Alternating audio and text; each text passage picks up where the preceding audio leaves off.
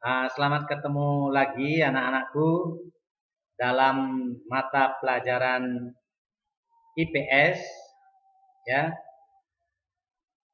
Sebelum kita lanjut dengan materi kita, mohon untuk terimalah panganjali umat Bapak, yaitu Om Swastiastu.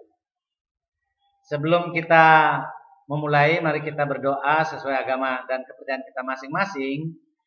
Sehingga nanti dalam perjalanan mengikuti pembelajaran kita, anak-anak semua dapat belajar dengan baik dan terserap dengan baik. Kita berdoa mulai.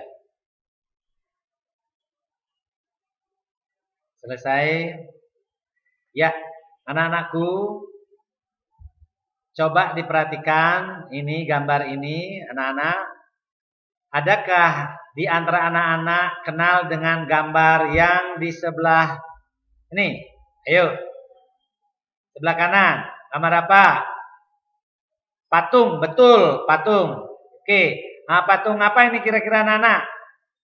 Patung. Oke, patung Liberty. Tepuk tangan buat ini. Ya. Oke. Ya, patung Liberty. Nah, apabila kita menyimak ini patung Liberty, maka kira-kira di negara apa, anak-anakku? Di negara apa ini patung ini ada? Ayo, siapa? Ayo, yang di sebelah kanan. Iya, bagus. Di Amerika. Ya, sip. Oke. Nah, kemudian di sebelah kanannya ada bendera. Rasanya seluruh siswa ini sudah mengenal bendera ini. Bendera apa anak-anak? Nah sekarang yang di sebelah kanan, ayo. Bendera? Iya, Inggris. Oke. Ya, sip. Ya. Nah, dalam pertemuan kita kali ini kita akan membicarakan mengenai kondisi alam negara Amerika dan negara Inggris. Ayo kita memulai dengan materi pertama. Poin-poin penting apa yang nanti kita bicarakan di Amerika Serikat? Nah, di negara Amerika Serikat. Yaitu pertama mengenai lokasi Amerika Serikat. Itu kalau berbicara lokasi pasti akan berbicara tentang letak astronomi, letak geografis ya. Kemudian keadaan alam. Keadaan alam. Nah, bagaimana bentang alamnya, ya, iklimnya ya. Sumber daya alam. Kemudian, nah sumber daya alam yang akan dibahas nanti masalah hasil bumi di negara tersebut. Kemudian keadaan sosial budaya. Nih, keadaan sosial budaya. Ya, lanjut keadaan ekonominya. Dan berikutnya sumber daya manusianya. Bagaimana Amerika Serikat sumber daya manusianya. Dan terakhir baru kita bicarakan mengenai hubungan Amerika Serikat dengan Indonesia. Oke lah anak-anakku, kita lanjut dengan materi berikutnya. Nah, ini lokasi Amerika Serikat. Lokasi Amerika Serikat. Oke. Pertama kita bicara mengenai letak astronomis. Letak astronomisnya yaitu di 24 derajat dan 33 menit lintang utara ya. Kemudian 70 derajat 23 menit lintang utara ya. Jadi negara Amerika Serikat ada di belahan bumi utara ya. Kemudian dilihat dari bujurnya ya. 172 derajat bujur timur sampai 66 derajat bujur barat. Ya, berarti ada sedikit wilayah Amerika Serikat itu. Amerika Serikat ini yang warna hijau ini ya. Yang warna hijau ini adalah kawasan Amerika yang jauh dengan negara Amerika Serikat, ya, yaitu Alaska. Dan ada lagi satu di Samudra Pasifik ya, wilayah Amerika Serikat yaitu Hawaii. Itu wilayah terjauh. Ya. Nah, kembali ke letak astronomi. Jadi ini letak astronominya dilihat dari lintang dan bujur. Kemudian letak geografis. Amerika Serikat ini di sebelah baratnya Samudra Pasifik. Sedang di sebelah timurnya ada Samudra Atlantik. Di sebelah utara ada negara Kanada, ya, negara Kanada. Sedangkan di sebelah selatannya ini negara Meksiko. Meksiko. Dan di sebelah selatannya lagi ini Teluk Meksiko. Ya, ini Teluk Meksiko. Jangan nanti dilihat garisnya ini, ya. Kalau garisnya ini Teluk California ini, ya. Kalau ini ya, ini negara Meksiko, kemudian di sebelah timurnya Teluk Meksiko. Berarti Amerika Serikat di sebelah selatannya negara Meksiko dan Teluk Meksiko. Nah, itu mohon diperhatikan. Inilah berbicara tentang lokasi, dilihat dari letak astronomi dan letak geografis. Bagaimana? Sudah anak-anak? Ya. Terima kasih. Lanjut. Nah, sekarang kondisi alamnya. Kondisi alam negara Amerika Serikat. Di sana ada rangkaian pegunungan besar yang ada di Amerika Serikat. Rangkaian pegunungan apa? Yaitu nih, ya, pemandangan ini adalah pegunungan Rocky. Yang biasa sering disebut Rocky Mountain. Ya, pegunungan Rocky ini adalah perpanjangan dari paparan pegunungan sirkumpasifik, ya. Nah, kembali kalau kita lihat petanya, ini sirkumpasifik ini dari Amerika Selatan, ya. Kemudian di tengah berjejer, di sini di Meksiko ada Sierra Madre Barat dan Sierra Madre Timur. Ya, Sierra Madre Barat inilah tersambung ke Rocky Mountain, ya, ke Rocky Mountain. Kemudian ke pegunungan di Alaska. Yaitu di sini ada Gunung McKinley, ya. Nah, di sebelah barat ini berjejer lipatan pegunungan muda dunia yaitu sirkumpasifik, ya. Nah, nih, tolong kembali. Ini Rocky Mountain. Sedangkan di sebelah timur Amerika Serikat berjejer dari utara, ya, dari utara sampai ke di tengah terus ke selatan itu ada pegunungan Appalachia, yaitu Appalachian Mountain, ya. Jadi itu kondisi alam negara Amerika Serikat.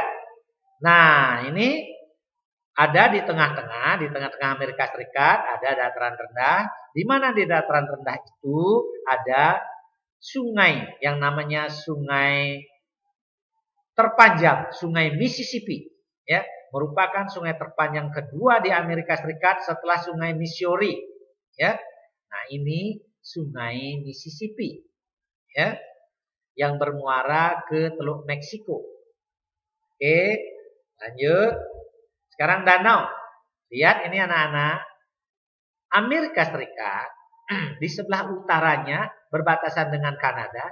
Di perbatasan dengan Kanada itu banyak ada danau-danau besar, ya, danau-danau besar. Di antaranya Danau Superior atau Lake Superior, kemudian ada Danau Michigan, ada Danau Huron, ada Danau Erie, dan ada Danau Ontario. Di antara Danau Erie dengan Ontario terdapat jeram yang tertinggi di dunia, yaitu jeram Niagara. Mungkin seandainya tuh anak-anak belum pernah mendengar, sekarang lah, ya, di antara Lake Ontario dan Lake Erie terdapat jeram Niagara. Oke, lanjut. Nah, mengenai iklim. Di Amerika Serikat, iklimnya ada di daerah sedang, subtropis, dan sedang. Nah, di mana wilayah-wilayah itu, kalau perbatasan antara tropis dengan sedang, di tengah-tengahnya itu akan ada iklim 4 musim, ya, yaitu musim semi. Musim semi itu tumbuh mekar kembali tumbuhan setelah musim dingin, ya. Setelah musim dingin terjadilah musim semi. Kemudian Setelah musim semi terjadi musim panas. Ya. Setelah musim panas terjadi musim dingin. Setelah musim dingin maka terjadi musim gugur. Ya, musim gugur. Nah, begitu selanjutnya. Ya. Jadi di saat musim gugur semua dedaunan, pepohonan rontok, ya. Sedang di saat musim dingin penduduk di daerah beriklim subtropis ke sampai sedang, sehingga di sana terdapat 4 musim. Di saat musim dingin itu penduduk di sana tidak bisa bekerja, maka dia betul-betul memanfaatkan musim yang lain untuk bekerja supaya ada bekal di saat menghadapi musim dingin. Sehingga berbagai macam pemikiran, ya, inovasi-inovasi tumbuh dan berkembang untuk apa? Untuk meningkatkan produksi pertanian, meningkatkan produksi-produksi sumber lain, sehingga wilayah di sana, penduduk-penduduk di sana bisa bertahan hidup, survive dengan keempat musim itu. Ya, lanjut. Nah, kekayaan alam, sumber daya alam di Amerika Serikat. Apa saja ada? Amerika Serikat merupakan negara yang maju, yang kaya akan sumber daya alam. Beberapa di antaranya ada batu bara, minyak bumi, tembaga, fosfat, timah, besi. Sedangkan juga memiliki barang tambang yang jarang ditemui seperti uranium. Ingat nih anak-anak, uranium ini barang tambang bahan nuklir mahal itu, ya, dan berbahaya. Apabila manusia tidak mampu memanfaatkan itu, maka membawa petaka. Tetapi mudah-mudahan umat manusia di seluruh dunia dengan dibekali dengan pemikiran, akal, budi, semuanya mampu mengatasi masalah-masalah yang terjadi diakibatkan oleh alam. Ya, seperti ini ada sumber daya alam uranium, ada bauksit, ada emas, ada perak, merkuri, nikel, potas, besi, dan gas alam. Jadi anak-anak, Amerika Serikat itu cukup kaya, ya, apalagi didukung oleh sumber daya manusia yang hebat, maka dia mampu mengelolanya dengan baik, ya. Nah, keadaan ekonomi penduduk Amerika Serikat, ya, keadaan ekonomi Amerika Serikat.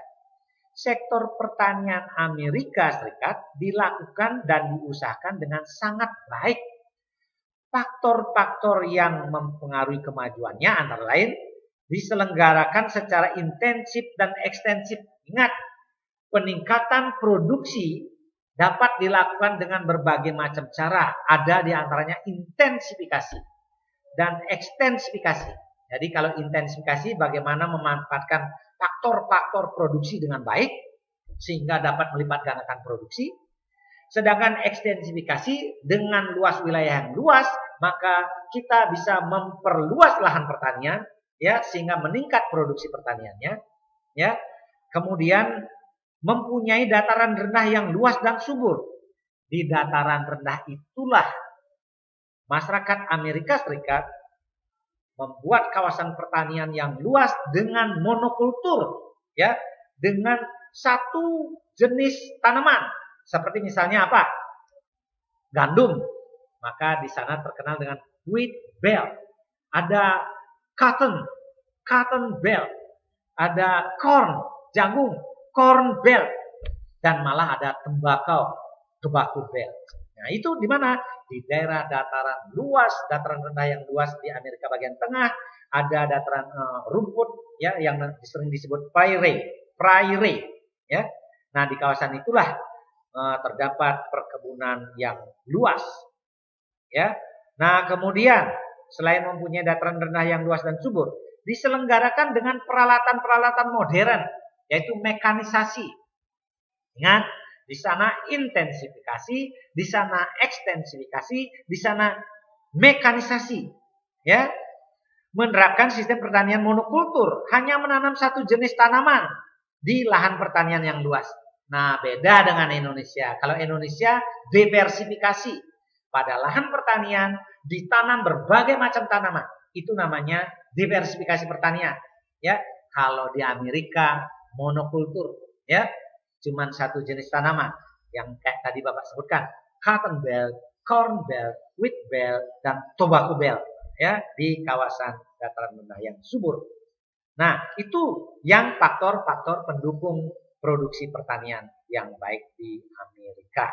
Selain mekanisasi pertanian, ya. Nah, lanjut perindustrian sekarang. Amerika Serikat merupakan negara industri terbesar di dunia.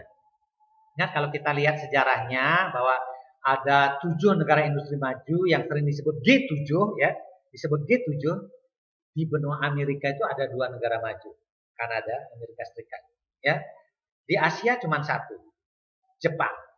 Di Eropa 4, ya, di Eropa 4, yaitu Inggris, Italia, Jerman, dan Prancis. Sedangkan di benua Afrika tidak ada, ya, underdeveloping countries. Kalau di Amerika, developed countries, ya, negara maju. Nah, sekarang apa saja faktor-faktor pendukung industri besar di Amerika Serikat? 1, kekayaan alam tambangnya merupakan batu bara, biji besi yang melimpah. Ingat, batu bara itu sumber energi yang dapat menggerakkan sektor industri. Ya. Kemudian ada perindustrian menggunakan teknologi modern. Dengan kemajuan sumber daya manusianya, Amerika mampu menggerakkan industrinya dengan teknologi modern. Mempunyai modal yang besar. Ingat anak-anak, Amerika Serikat itu negara maju dengan kapital yang begitu banyak, ya, modal yang begitu besar, ya. Nah, kemudian mempunyai tenaga ahli, ya, mempunyai labor skill yang hebat di sana, ya, tenaga sumber daya manusia yang berkualitas. Kemudian ada kegiatan industrinya dilakukan dengan profesional. Jadi di sana faktor-faktor inilah yang mengakibatkan industri maju di Amerika Serikat. Selain, ya, adapun sifat-sifat perindustrian Amerika Serikat antara lain, ya, produksinya dilakukan secara besar-besaran, ya. Jadi di Amerika memproduksi itu secara besar-besaran.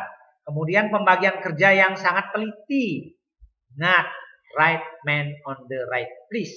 Jadi di Amerika Serikat itu betul-betul pemanfaatan tenaga sesuai dengan keahliannya, ya. Kemudian pembentukan trust dan kartel, usaha untuk menghindari persaingan dengan menggabungkan perusahaan-perusahaan sejenis. Apabila ada perusahaan yang sejenis digabungkan, ya. Kemudian ada standarisasi produk sesuai dengan ukuran tertentu sehingga dapat menghasilkan barang-barang dalam waktu singkat dan jumlah besar. Nah, itu anak-anak mengenai industri di Amerika Serikat. Mengapa industri Amerika Serikat maju? Nah, itulah faktor-faktornya. Kekayaan hasil tambangnya berupa batu bara dan biji besi yang melimpah, perindustriannya menggunakan teknologi modern, ya. Kemudian mempunyai modal atau kapital yang besar, mempunyai resources, ya, human resources, mempunyai sumber daya manusia yang hebat, tenaga ahli, ya. Kegiatan industrinya dilakukan secara profesional. Oke, kita lanjut anak-anakku. Ya, keadaan sosial budaya. Amerika Serikat merupakan masyarakat yang sangat heterogen, ya. Kebanyakan masyarakat pendatang di sana, ya. Ada Negro, ada Eropa, ada Asia. Jadi masyarakat Amerika Serikat sangat heterogen. Karena sangat heterogennya, maka sering disebut etnoid, ya, etnoid.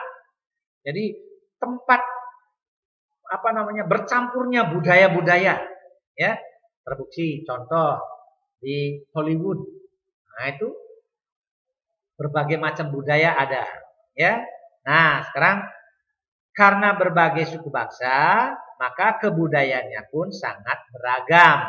Penduduk asli Amerika adalah bangsa Eskimo. Bangsa Eskimo itu anak-anak ada di Kutub Utara. Ingat, wilayah Amerika kan ada yang paling jauh tuh Alaska. Alaska itu ada di Kutub Utara. Nah, di Alaska di sebelah utaranya itu masyarakatnya, penduduknya adalah bangsa Eskimo. Nah, dan suku bangsa Indian itu asli, ya. Nih lihat fotonya ini, yang di kepalanya ada bulu-bulu ayam nih. Inilah gambaran orang Indian, ya. Nah, yang lainnya banyakan pendatang Amerika sebagian besar berasal dari Eropa, seperti Inggris, Belanda, Prancis, Spanyol. Oke, anak-anakku, kita lanjut ke berikutnya, yaitu bagaimana hubungan dengan Indonesia. Nah, ya, Amerika Serikat dengan Indonesia hubungannya sangat bagus, ya. Pertama, di bidang perindustrian, Amerika Serikat merupakan mitra dagang terbesar keempat Indonesia, ya. Mitra dagang keempat Indonesia. Kemudian bidang politik, diluncurkannya comprehensive partnership, ya, di bidang politik. Kemudian di bidang pendidikan, beasiswa untuk mahasiswa yang belajar di Amerika dibantu oleh Amerika. Jadi mahasiswa Indonesia yang mendapat beasiswa belajar ke Amerika Serikat itu dibantu oleh pemerintah Amerika Serikat. Nah, itulah anak-anak mengenai negara Amerika Serikat. Oke, sebelum kita lanjut, Bapak tes dulu, ya, kemampuan anak-anak mencerna apa yang Bapak sebutkan tadi, apa yang Bapak sampaikan tadi. Benua Amerika dilalui oleh sirkum Pasifik, yaitu pegunungan apa yang ada di negara Amerika? Perpanjangan dari sirkum Pasifik. Ayo. Ya, yang di tengah. Pegunungan Rocky. Bagus, tepuk tangan. Nah, oke, sip. Nah, ternyata Bapak tidak sia-sia, ya. Berbuih-buih Bapak menjelaskan, ternyata anak-anak super hebat. Oke, kita lanjut. Sekarang kemana? Ayo kita terbang ke negara Inggris, ya. Nah, ini lihat anak-anak, Inggris. Ini petanya, ya. Ini negara Inggris yang di bundar ini. Inggris ini ada di benua apa, anak-anak? Benua Eropa. Bagus. Oke, sip. Nah, ya, benua Eropa. Oke, sekarang pertanyaan berikutnya, ada di benua Eropa bagian mana? Oke, siapa? Benua? Ya, Eropa Barat. Ya, sip. Nah, Eropa Barat. Oke, kita lanjut sekarang mengenai letak secara geografis. Ya. Letak antara benua Eropa dengan benua Amerika. Nah, jadi walaupun ada di benua Eropa, tapi Inggris ini berupa negara kepulauan, ya. Nah, terpisah dari daratan Eropa. Apabila kita lihat dari geografisnya, maka Eropa daratan dengan benua Amerika, di tengah-tengahnya ada negara Inggris, ya, negara Inggris. Oke, lanjut. Nah, kemudian terletak antara benua Eropa dengan benua Amerika, serta antara Samudra Atlantik dan Laut Utara. Nah, ya, sebelah barat dari Inggris ada Samudra Atlantik, dan sebelah timurnya ada Laut Utara atau North Sea, ya, sebelah utaranya. Oke. Nah, sekarang baru letak astronominya. Terletak di 49 derajat LU lintang utara sampai 61 derajat lintang utara.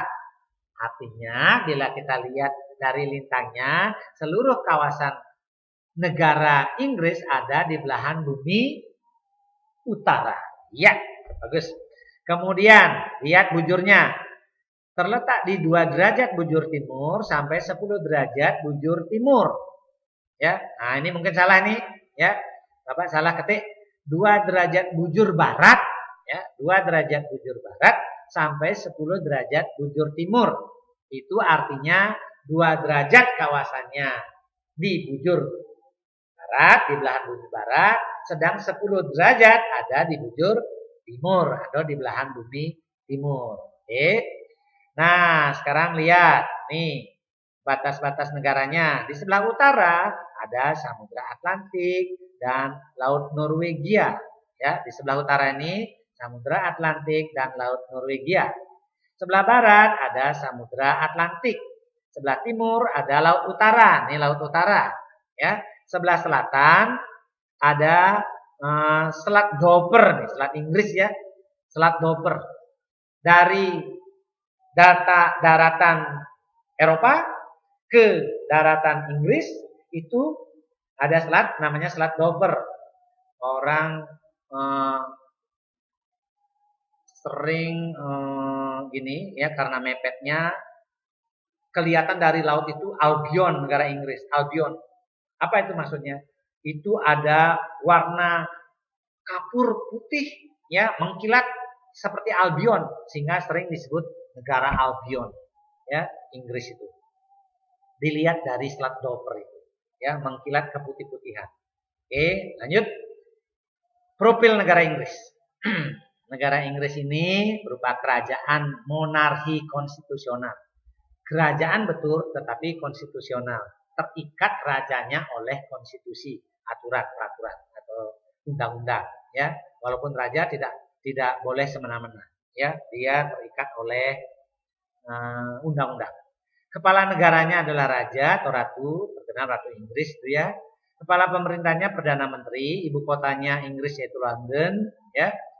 Kota-kota besarnya Liverpool, Newcastle, Manchester, Blackpool, Birmingham, Bristol, Nottingham, Leicester, Leeds, Sheffield, Stein, Southampton. Nah, itu kota-kota besar di Inggris, ya. Luas wilayahnya cuma segini. 242.000 km persegi.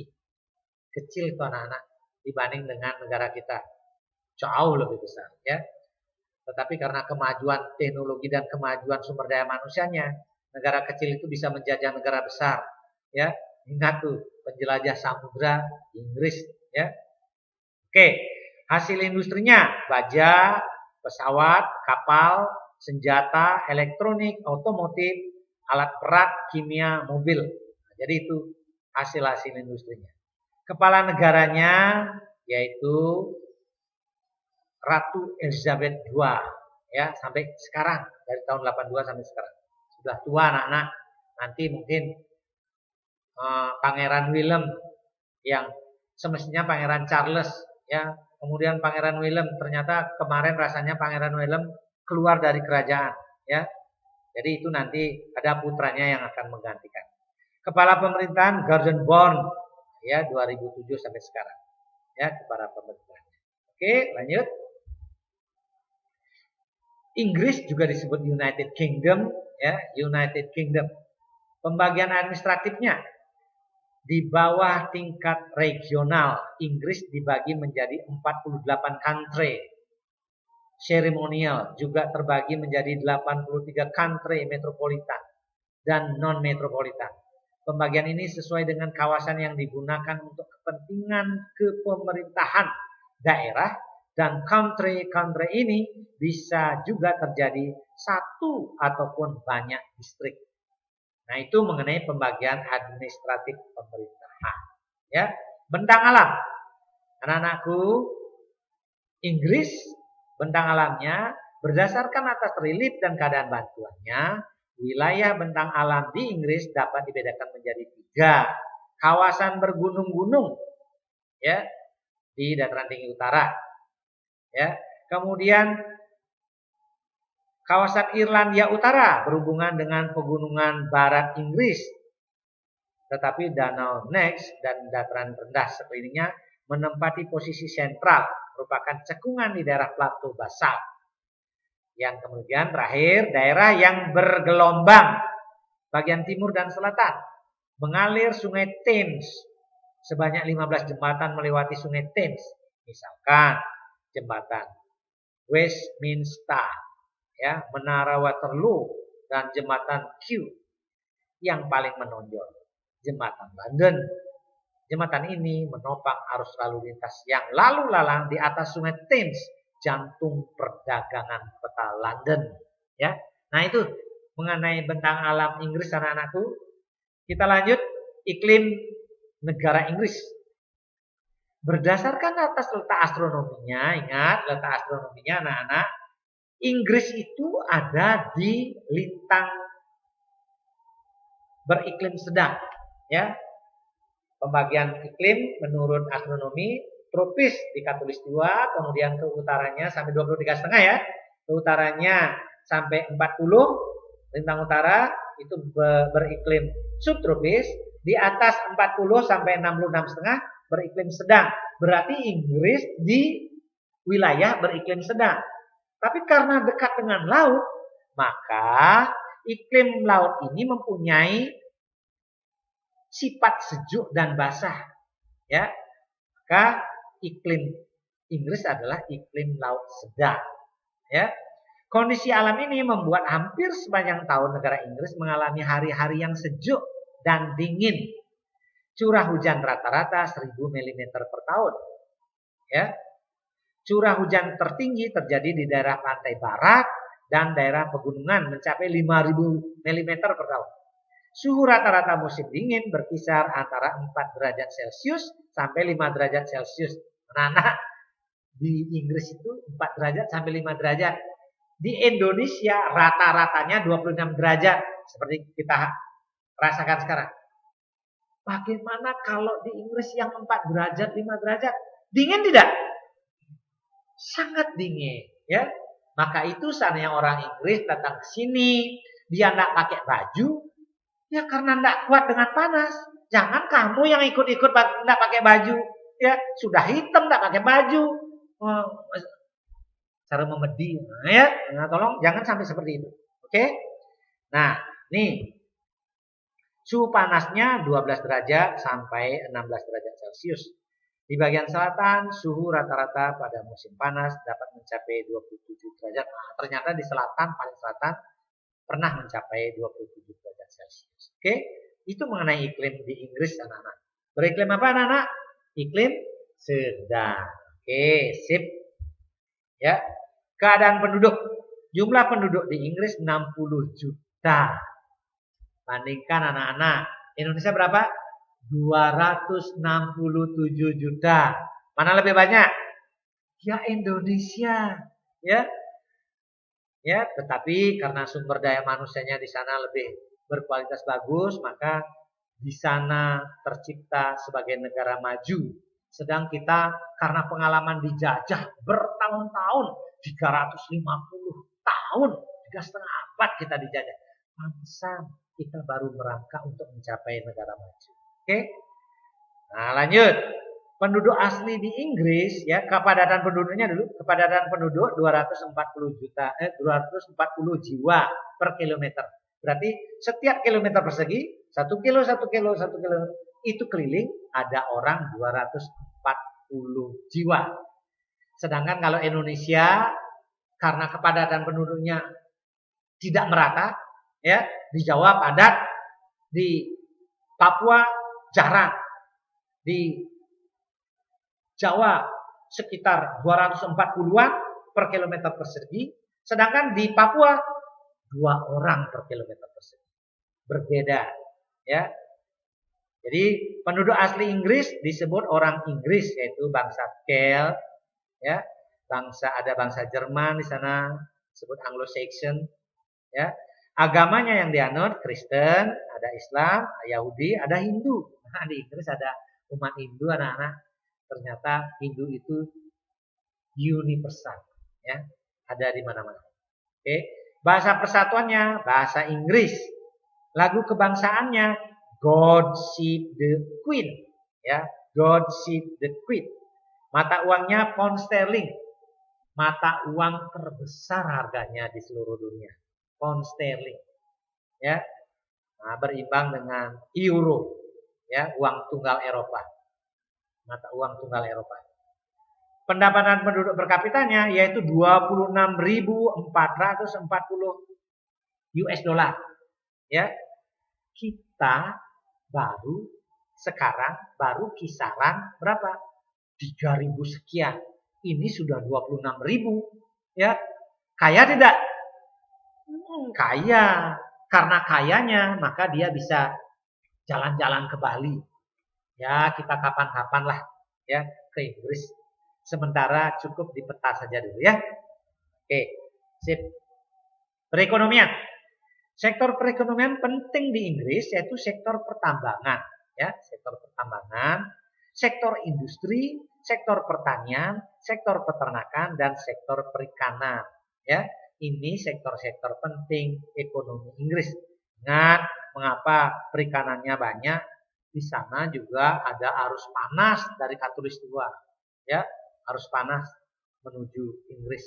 Sama halnya di Jepang, mengapa kaya akan ikan? Ada pertemuan arus panas dengan arus dingin.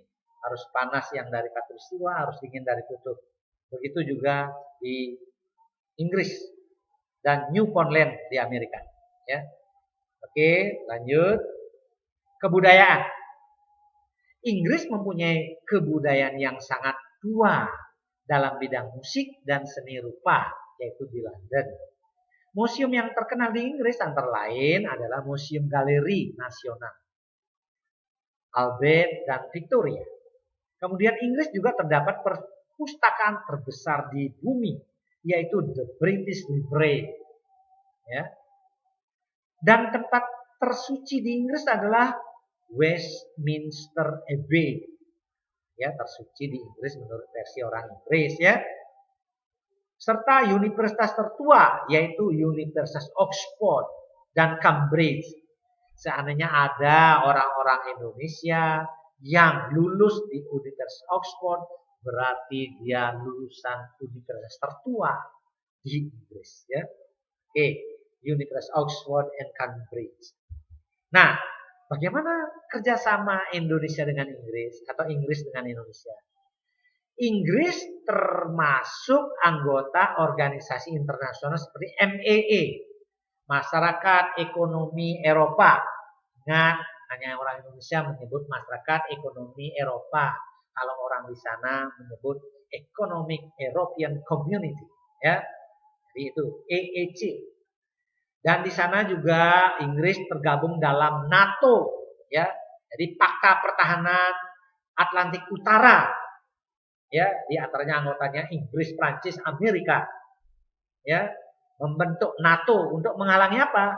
Membendung pengaruh komunis di Eropa. Maka oleh Amerika dibentuk Pakta Pertahanan yang disebut NATO, North Atlantic Treaty Organization, ya, NATO. Kemudian Inggris juga tergabung dalam UNO, United Nations Organization atau PBB, ya. Juga Inggris merupakan negara membentuk negara persemakmuran Inggris, artinya bekas jajahan Inggris diorganisir bernama Persemakmuran Inggris. Dan Inggris pula dalam program pembangunan Indonesia itu Inggris membantu pembangunan di Indonesia, maka dia tergabung dalam grup CGI, Consultative Group on Indonesia. Kalau dulu namanya sebelum CGI namanya IGGI, International Group Government on Indonesia. Jadi gabungan negara-negara yang memberikan bantuan pembangunan kepada Indonesia. Namanya sekarang CGI. Siapa masuk di dalamnya? Inggris, Belanda, Prancis, ya. Oke. Nah, hubungan yang telah terjalin antara Indonesia dengan Inggris adalah hubungan sosial, politik, kebudayaan, pendidikan, pertanian, telekomunikasi, dan perindustrian. Jadi itu anak-anak bentuk kerjasama Inggris dengan Indonesia. Jadi Indonesia yang menganut politik bebas aktif, bebas berteman dengan negara siapa saja, asal negara itu tidak merugikan Indonesia. Ya, tidak merugikan Indonesia. Maka politik bebas aktif relevan untuk dijalankan. Inggris bekerja sama dengan Indonesia. Nah, itulah anak-anak materi kita, yaitu mengenai negara Amerika Serikat dan negara Inggris. Ada pertanyaan anak-anak mengenai materi yang kita bicarakan? Tolong, karena kita pembelajaran daring, mohon pertanyaan-pertanyaan mohon diajukan ke grup WA Mapel IPS. Ya, tolong anak-anak yang lain, pertanyaan yang masuk, seandainya anak-anak yang lain bisa menanggapi, tolong dijawab di grup Mapel, ya, supaya kita terjadi diskusi di antara anak-anak, ya.